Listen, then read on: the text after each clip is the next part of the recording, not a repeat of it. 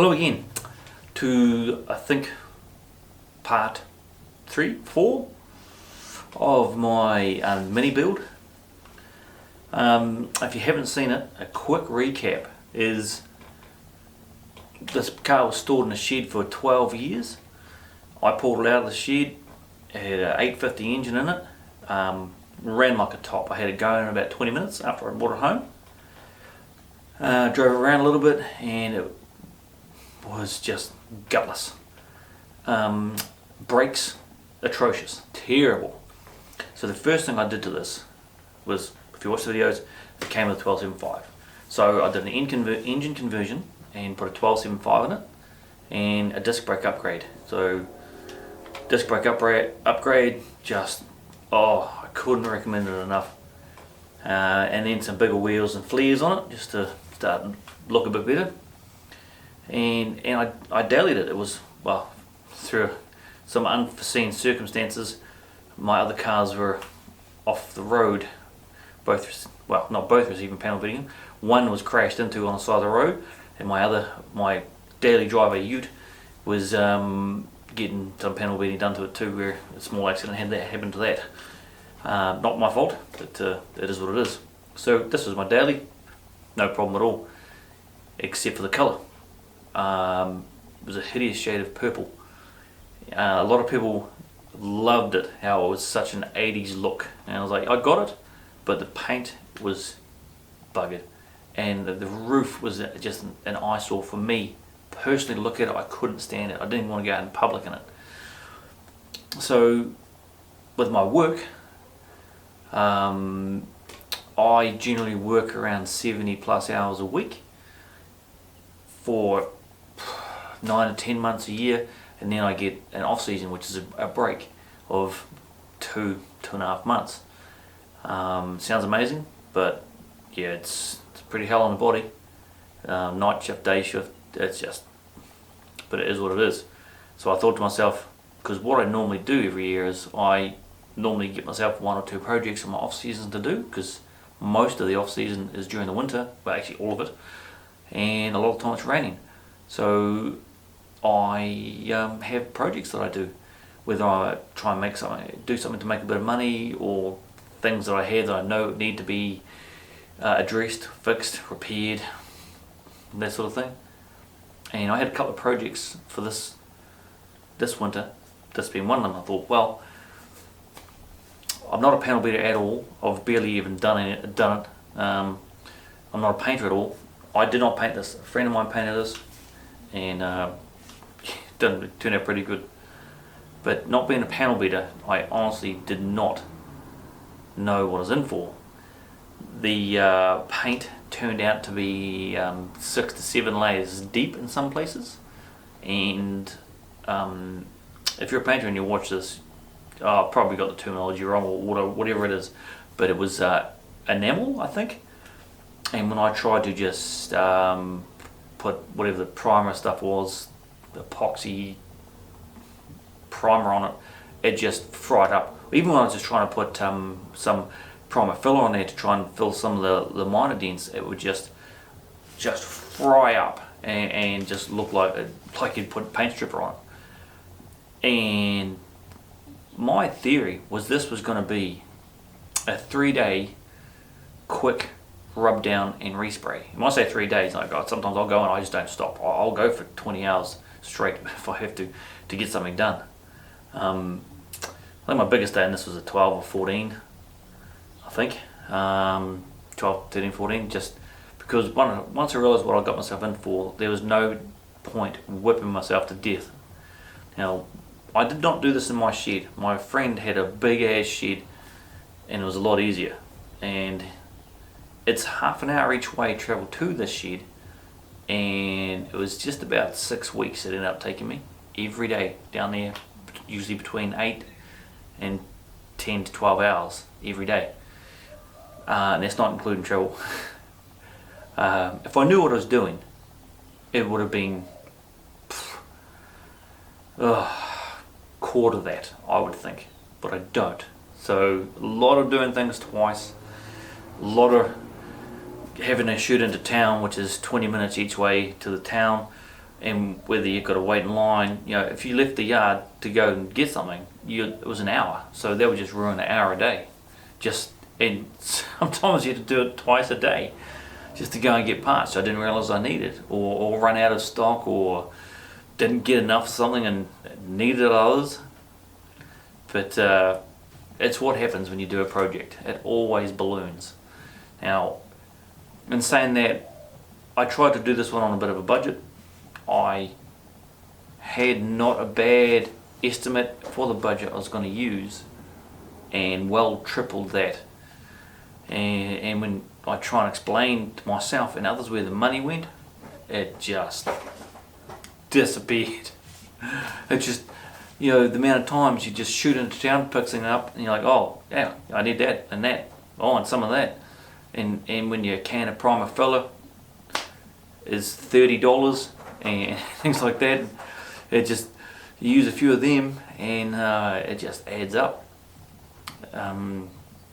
I might say as well is bog or bondo or moulding compound, wherever you are in the world and you call it, there's less than half a litre in the whole car. I bought 2 1 litre jugs or pots of bog. I gave one away to a friend at the end of it, and the rest of it, most of it was sanded out. I bought a little panel hammer, and that was just fantastic for getting most of the work on the roof done. But the time it took is just, for me, mind-blowing. Like I say, I'm not a panel beater, never done it before. I learned everything while I was doing it, did things the hard way, and sometimes 10 times I would have to start again. Didn't work, take it back to bare metal, epoxy primer, wait for that to dry, and then put a bit of bog in there, and then sand it back with longboards, and then wasn't good enough. I talked to a panel beater, and he said he's done a couple of minis, and he said they are renowned for being, many of you might not agree with this, but quite mongrels to do, especially the roof, because the back gradient and the front gradient, they're 2 different pitches, and then the sides as well, they come in. He said they don't look hard, but they can be a mongrel. Now, I've got it pretty close, and in the sunlight you can see a couple of little hollows, but you have to be looking for them. So all in all, I'm very happy with my work. On camera, I doubt you'd be able to see them from across the road. Not at all. You have to come up and look at it, which I'm pretty stoked with. But unfortunately, because I knew where the main dents were, I didn't actually focus on the little ones that I didn't know were there, hidden in the old faded paint. And they didn't show up until a nice shiny coat of paint went on there. And mind you, they are minuscule. Like, you have to look.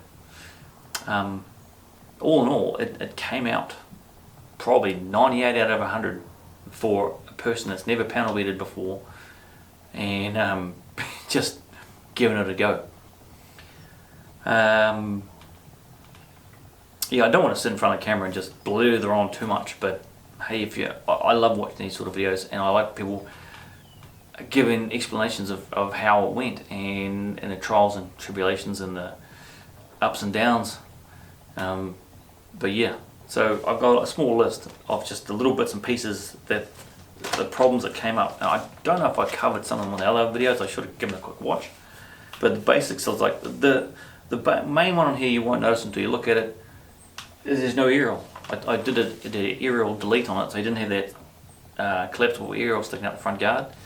And it wasn't a hard job. You just got to fill up the hole, sand it back, fill it, etc, etc. And I've just got a internal aerial that plugs onto the window, which is nowhere near as effective as the original one, but it's a lot the look I wanted. And I did this all properly. Like, I bare metaled this whole car, and when I say I bare metaled it, I was not planning to do that. Like I say, it was supposed to just be literally a rub down and paint over, and just a quick patch and paint.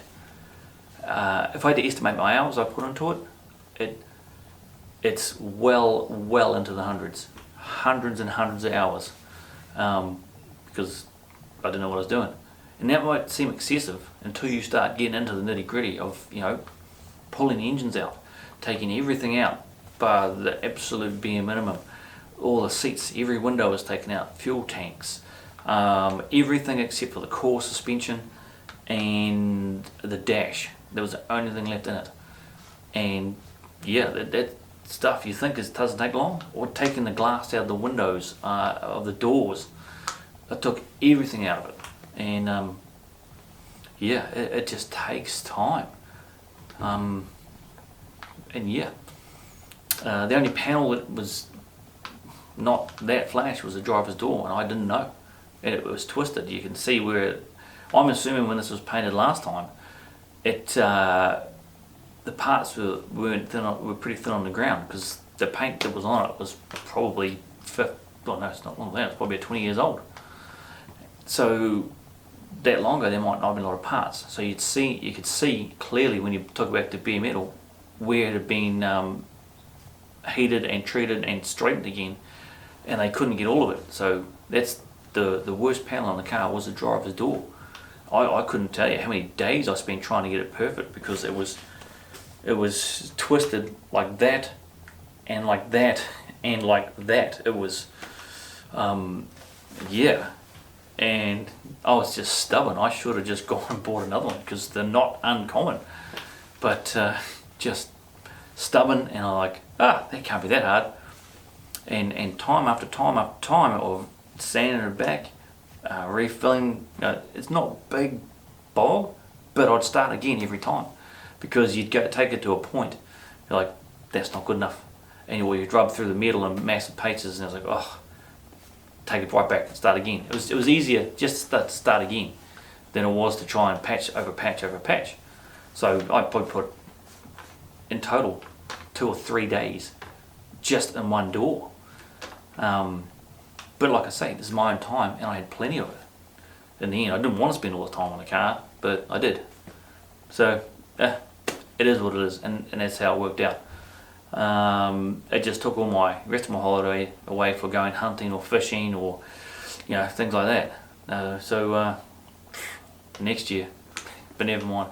Like this is I can already see this is well more than I wanted the whole length of this video to be, and I've just been talking to you. So quick things that I found is one, I found that this 1275 had no oil pressure, minimal. I'm hoping I've run around. I've done 300 or 400 k's in it now, and the oil pressure is not bad.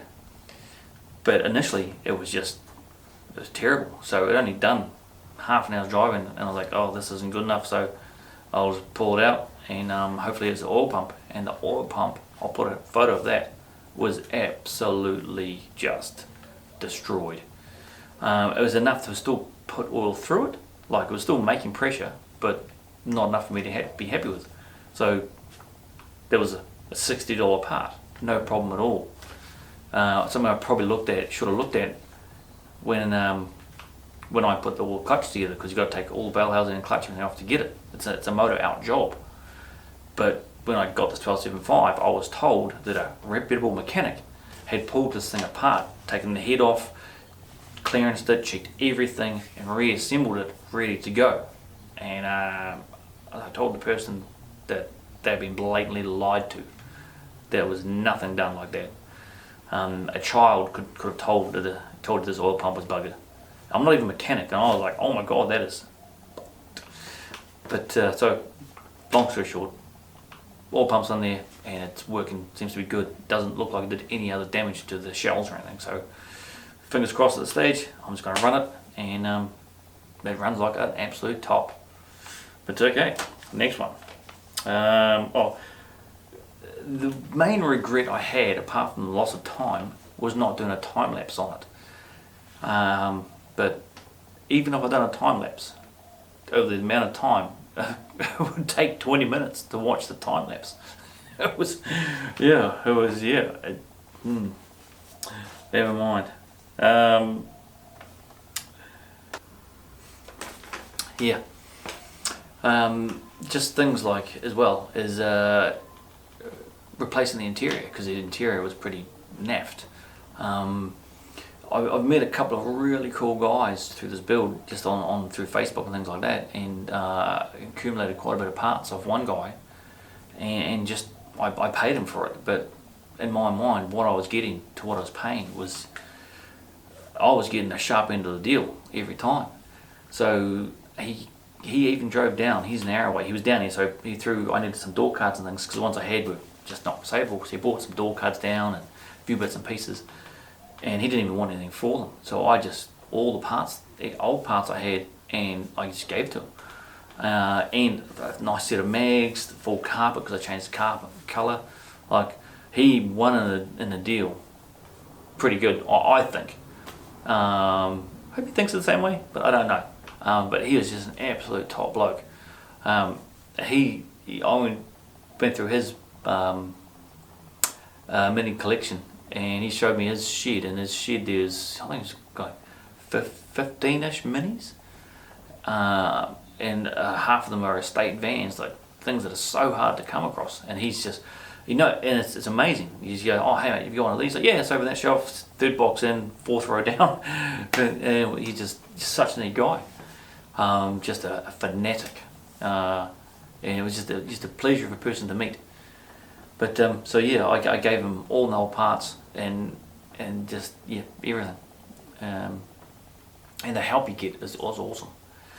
So the interior it's been replaced, everything except for the seats, which I wanted to put different seats in there. And so I'm trying to wrap this video up as soon as I can, because I already see how long it's been going.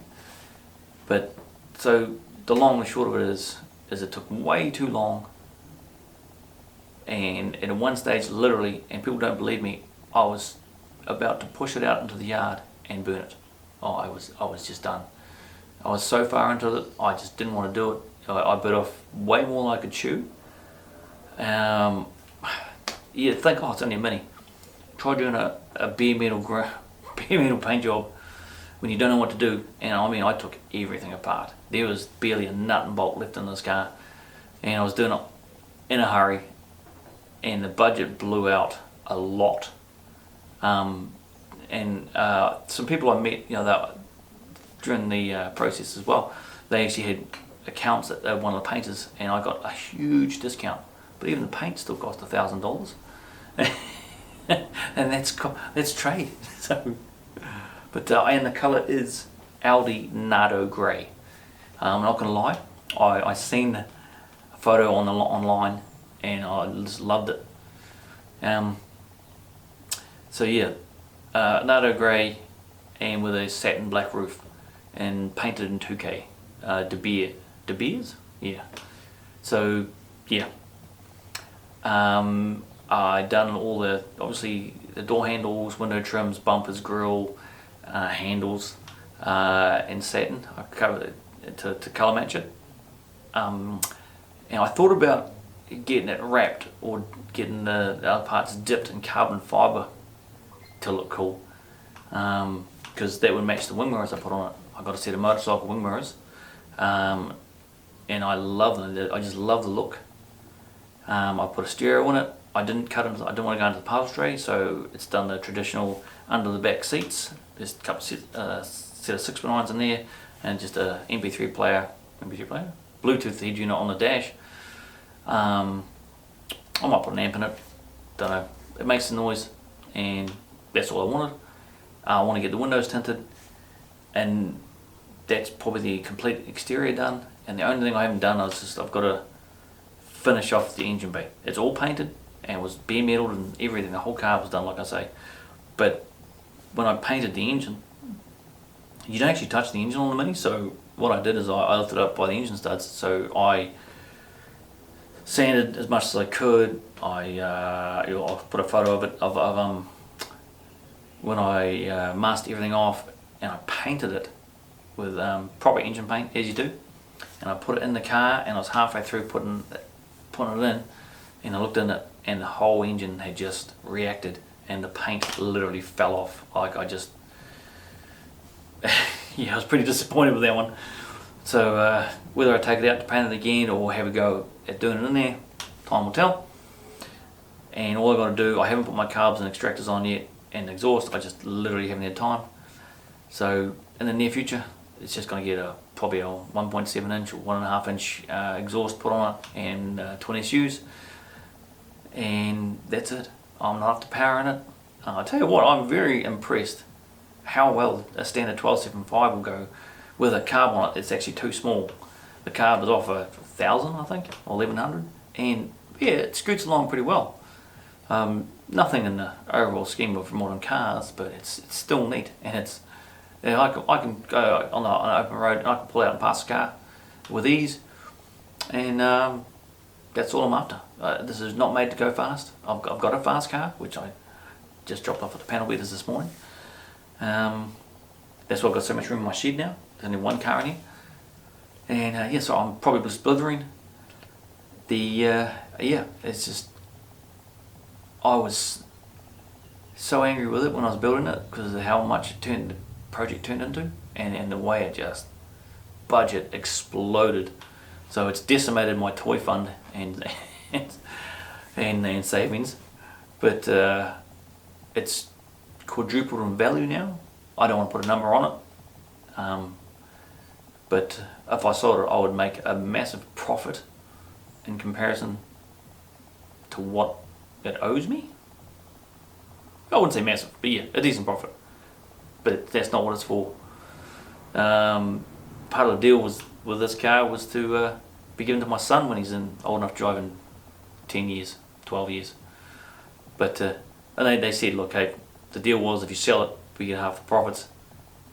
But at this stage, it's literally my daily driver. I take it everywhere. I love it.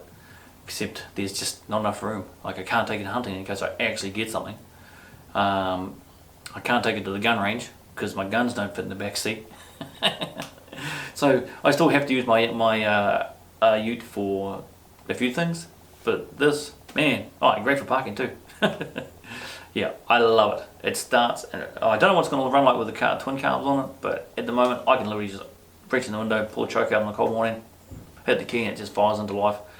And it's a dream to drive, except for being really bouncy, and you really pay attention to how crap our roads are in New Zealand.